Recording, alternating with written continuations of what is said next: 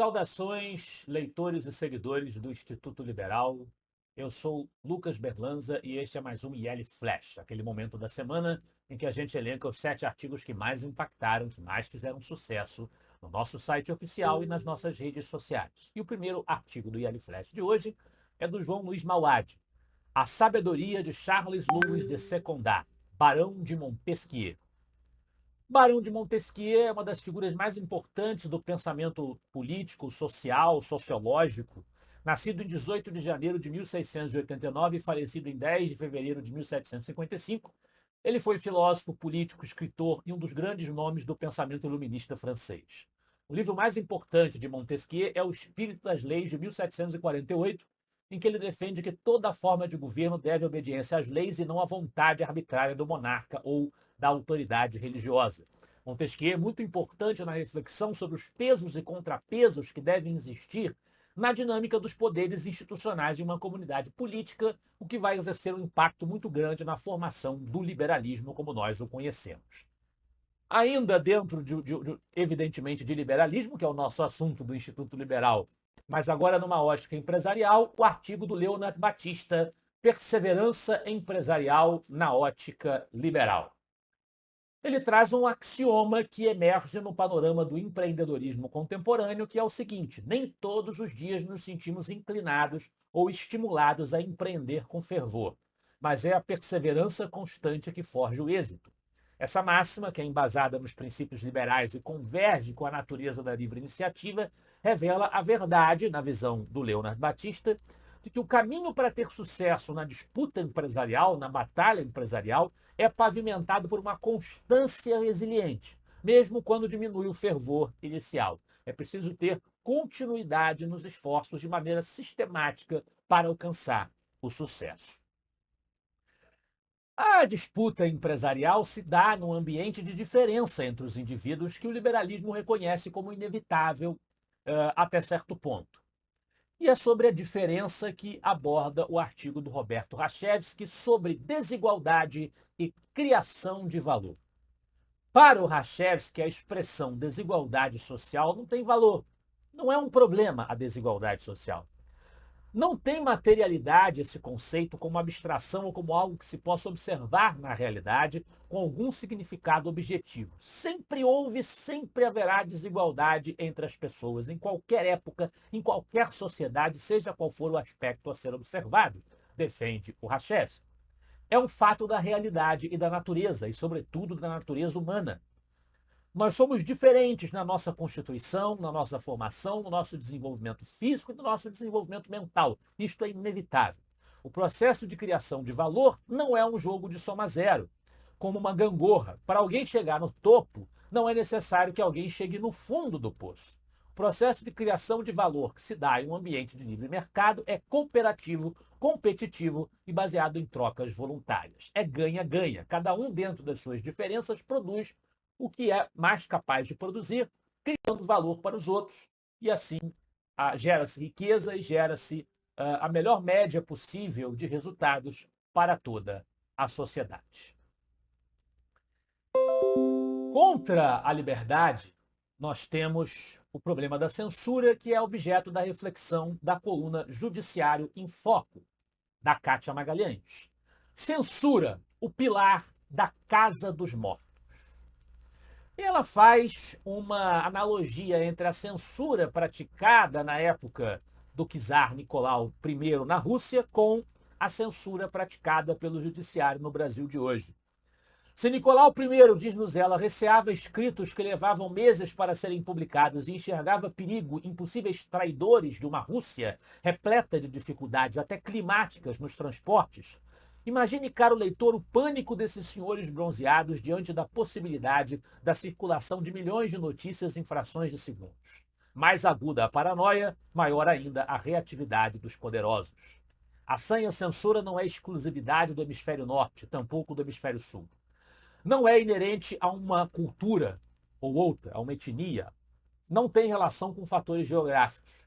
O perigo da imposição da mordaça decorre da própria existência de posições de mando nas nações, pois líderes humanos não costumam conviver bem com posturas de seus subordinados que destoem das suas próprias. Em unidades políticas mais organizadas, onde os espaços de poder são vigiados e controlados com maior eficácia pelo pagador de impostos, que é mantenedor da estrutura estatal, e os conflitos são institucionalizados dentro de uma estrutura normativa sólida e legítima aos olhos dos governados, as lideranças podem até se sentir desconfortáveis diante das divergências surgidas na opinião pública, mas tende a aceitá-las. Em sistemas autoritários, governantes, incluindo os togados, que é o que acontece no Brasil hoje, usam e abusam da censura e das prisões políticas, e em despotismos escancarados não há mais sequer divergência. Na tragédia das sociedades humanas que ainda não prescindem da política e de seus líderes, os cidadãos podem ainda assim usufruir de suas liberdades individuais, desde que se empenhem em colocar freios ao poder, ou no moderno sistema representativo, em exigir que seus mandatários eleitos exerçam mecanismos de controles recíprocos. Caso contrário, uma nação de sujeitos inertes, alheios às decisões do espaço público e ao uso de seus próprios fundos recolhidos pelo Estado, estará mais cedo ou mais tarde fadada à censura e, por consequência, à castração das individualidades. Afinal, qualquer espaço pode ser transformado em uma casa dos mortos sob a batuta de herdeiros de figuras como Nicolau I. Bem, este cenário de autoritarismo, portanto, pode acontecer em qualquer lugar. Poderia uma nação sólida, com uma civilização democrática, com instituições muito fortes, historicamente enraizadas, degenerar para o autoritarismo? E qual seria o caminho mais fácil para se chegar a esse resultado nefasto? É mais ou menos sobre isso que trata o texto do Carlos Júnior, Qual o verdadeiro risco de os Estados Unidos se transformarem em uma republiqueta? E muitos dizem que a volta de Trump ao poder, a ascensão dos republicanos, não é o que ameaça a democracia ou a república norte-americana. Na visão do Carlos Júnior, os democratas são uma ameaça maior, porque o país tem uma massa de dependentes dos auxílios estatais que fazem a diferença na hora do voto. Tornar a nação americana mais pobre é um objetivo nada secreto do Partido Democrata. Quanto mais pobres, mais dependentes do Estado e, portanto, mais eleitores fiéis do Partido Democrata. Mas o presidente Biden, na opinião do Carlos, caminha para a derrota nas eleições de novembro nos Estados Unidos. Vamos conferir, quando chegar novembro, se essa é a realidade. Por falar em republicanos e, portanto, em conservadores, nós temos o texto do Roberto Rachevsky sobre os conservadores contemporâneos. O Rachevsky é objetivista e, portanto, ele não é simpático a boa parte do que se convenciona chamar de tradição conservadora, de pensamento político conservador. Ele vai dizer que a maioria dos conservadores, ou dos que se dizem conservadores hoje em dia, no Brasil e fora dele, se voltaram para a religião e a fé, abrindo mão da razão, da realidade objetiva e da lógica. Estão mais para Platão do que Aristóteles, caminhando na direção oposta de Tomás de Aquino, que o Rachevsky favorece a visão tomista em detrimento da visão agostiniana, da visão aristotélica em detrimento da visão platônica. Essa é a linha que ele segue, tanto que ele escreveu um livro sobre o grego, o frade e a heroína, que enaltece Aristóteles, Tomás de Aquino e Ayn Rand, que é a sua referência maior como objetivista. Sem argumentos válidos para contradizer Ayn Rand, tentam escondê-la do público, atacam a filósofa objetivista com falácias variadas, além de contradizerem a si mesmos, negando a realidade objetiva, a lógica e a razão, como fez Kant para devolver à religião um espaço seguro que o iluminismo lhe tirou. Essa é a opinião do Rachevsky. Bem, mudando completamente de assunto, mas ainda, evidentemente, defendendo a liberdade, nós temos na liderança do Yale Flash de hoje o artigo do Gabriel Wilhelms, do teatro armado para validar a fantasia de que houve tentativa de golpe no dia 8 de janeiro de 2023. Bem, na segunda-feira, 8 de janeiro, realizou-se um evento em parceria entre os três poderes, mas com o protagonismo do Executivo e do Judiciário, intitulado Democracia Inabalada, que se propôs a celebrar a democracia no aniversário daquilo que insistem em chamar de golpe, ou de tentativa de golpe, que claramente não havia a menor materialidade para produzir esse resultado.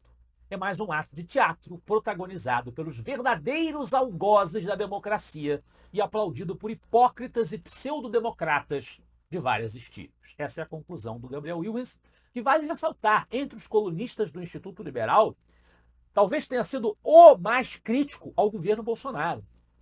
Toda hora tinha um artigo do Gabriel Willis criticando o governo Bolsonaro, criticando o bolsonarismo. Ele é anti-bolsonarista. Essa é a postura dele. Clara, categórica, honesta, mas reconhece que esses que estão aí estão matando qualquer possibilidade, qualquer viabilidade de um regime verdadeiramente democrático. Lutemos contra isso, com o poder da nossa palavra, do nosso texto, das ideias. Esse foi o nosso IL Flash de hoje. Eu espero que vocês gostem dos artigos e dos debates proporcionados pelo Instituto Liberal. Semana que vem estaremos de volta. Afinal de contas, para nós, você é a parte mais importante da sociedade. Até a próxima.